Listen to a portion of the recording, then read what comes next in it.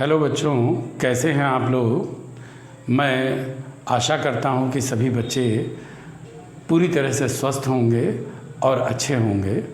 मैंने पिछले video lecture में 2 डिवाइसेस के कॉम्बिनेशन लिए थे, जिसमें कि एल और आर लेकर मैंने एक सर्किट न्यूमेरिकल प्रॉब्लम के साथ समझाया था। अब इसमें मैं आपको सी आर सर्किट के बारे में बताऊंगा।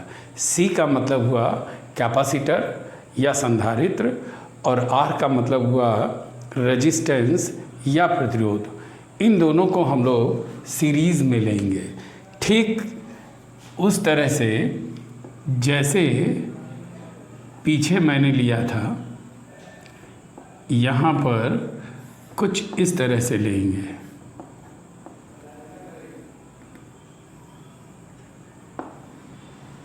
अगर मैं एक कैपेसिटर ले लूँ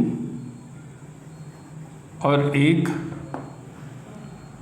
रेजिस्टेंस, इसका वोल्टेज मैं मान के चल रहा हूँ VC है और ये है VR, और voltage V equal to V0 sine omega t है। ठीक है, यहाँ तक आपको बहुत अच्छी तरह समझ में आ रहा होगा कि सीरीज़ में मैंने क्यों बोला है, क्योंकि दोनों इस अल्टरनेटिंग सोर्स के साथ सीरीज़ में मैंने लिया है। अब यहाँ समझने की क्या बात है कि अगर मैं आपसे कहता हूँ, इस तरह से ले लीजिए, यहाँ अगर मैं ये कहता हूँ कि ये करंट है, ठीक, और थोड़ी देर के लिए ये कैपेसिटर यहाँ से हटा दूँ, तो फिर ये ओनली रेजिस्टेंस वाला सर्किट हो जाएगा जो पीछे बताया था। उस सिचुएशन में जो इसके नाते वोल्टेज होता है वो करंट के डायरेक्शन में होता है, यानी VR और I दोनों सेम फेज में होते हैं।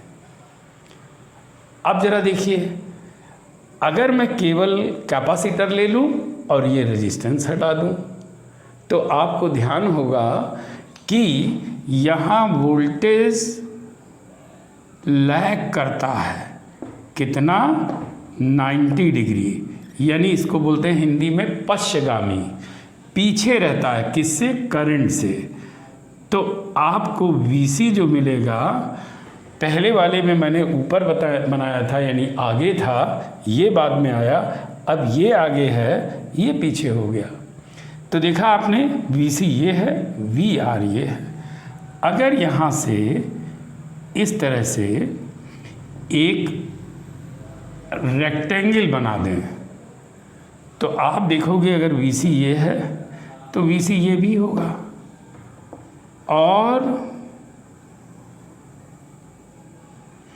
ये V है।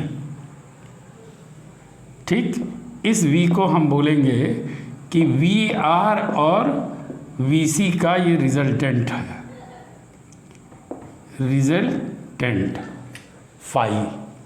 समझ में आया?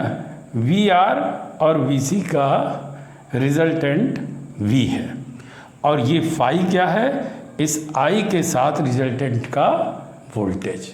तो ज़रा देखिए क्या लिखेंगे, वोल्टेज ड्यू टू कैपेसिटर क्या होगा, VC, ठीक है, और वोल्टेज ड्यू टू रेजिस्टेंस क्या होगा, VR, ठीक है, VR। अब यहाँ पर ये देखिए कि ये 90 डिग्री कैपेसिटर के नाते जो वोल्टेज है वो 90 डिग्री से लैग कर रहा है। तो यहाँ पे ऐसे लिख सकते हैं कि VC that is voltage due to capacitor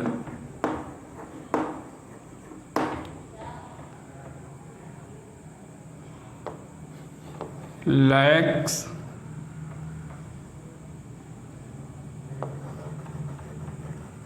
current by 90 degree. ठीक है, क्या कहा? Voltage due to capacitor lags current by 90 degree. उसमें लीड कर रहा था, इसमें लैग कर रहा है। अब रिजल्टेंट वोल्टेज क्या होगा? तो आप समझ सकते हैं इन दोनों का रिजल्टेंट वोल्टेज बड़े आसानी से निकाल सकते हैं। V square is equal to VC square plus VR। क्यों? क्योंकि ये और ये 90 के साथ है, ठीक है ना? तो इसलिए इसका वैल्यू ये होगा। या ऐसे कर सकते थे V equal to root over VC square plus VR square. तो इस तरह से आपको रिजल्टेंट वोल्टेज मिल जाएगा। तो देखिए, पहला पॉइंट आपका क्लियर हो गया कि अगर CR सर्किट का वोल्टेज फाइंड करना है तो बहुत आसानी से निकाल सकते हैं। अब आइए देखते हैं इसका रेजिस्टेंस क्या होगा। तो आपको पता है VC इक्वल टू होता है I into XC, where XC is called capacitive reactance या धारितीय प्रतिघात, इस XC को कहते हैं। और VR इक्वल टू क्या होता है? I into R। ये दोनों वैल्यूज़ यहाँ रख दीजिए तो क्या मिल जाएगा? V equal to root over I square XC square I square R square. अब I स्क्वायर को अगर कॉमन आप ले लोगे तो ये V अपॉन I आ जाएगा, और ये इक्वल टू आता है XC square plus R square. तो V अपॉन I ये क्या है? एक तरह से देखा जाए तो रेजिस्टेंस है। V upon I equal to R पहले हम लोगों ने पढ़ा था, लेकिन अब यहाँ पर इसको R नहीं बोलेंगे, Z से डिनोट करते हैं। तो Z इक्वल टू मिला XC square plus R square. ये Z है रेजिस्टेंस, यानी इसका यूनिट भी ओम ही होगा। बस अंतर केवल इतना है कि ये दूसरे सिचुएशन में मिला है, इसलिए इसका हमने नेमिंग कुछ अलग कर दिया है। यहाँ ये भी बता दूँ कि Z जो होता है इसको भी इम्पीडेंस या प्रतिबाधा कहते हैं। एक बात बता दूं कि अब जितने भी सर्किट्स आप पढ़ेंगे कॉम्बिनेशन वाले, सभी के रेजिस्टेंस का एक ही नाम होगा, वो है इम्पीडेंस या प्रतिबाधा। तो इस तरह से आपने देखा कि ये हमें क्या मिल गया? रेजिस्टेंस, जिसको कहते हैं इम्पीडेंस। अब ज़रा देखिए यहाँ कि अगर XC की वैल्यू को ध्यान दें आप, तो XC इक्वल टू आपने पढ़ा था केवल कैपेसिटर लेते हैं उसमें 1 अपान ओमेगा C। याद आया? C कैपेसिटेंस है, ओमेगा तो मालूम है एंगुलर फ्रिक्वेंसी है। ये वैल्यू यहाँ रख दीजिए तो Z का एक नया फार्मूला भी मिल जाएगा, और वो क्या है? 1 अपान ओमेगा C का whole square plus R square.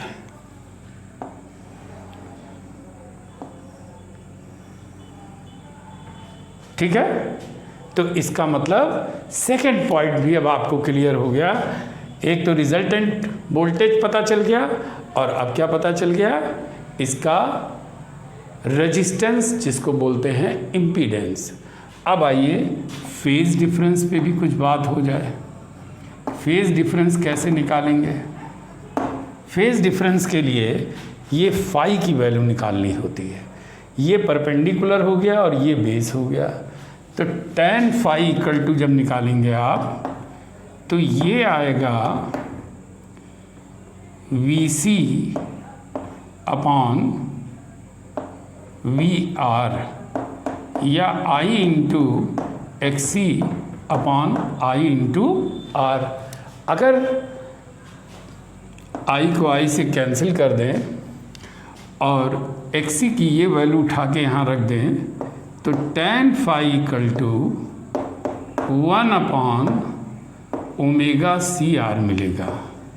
तो phi equal to tan inverse 1 upon omega CR।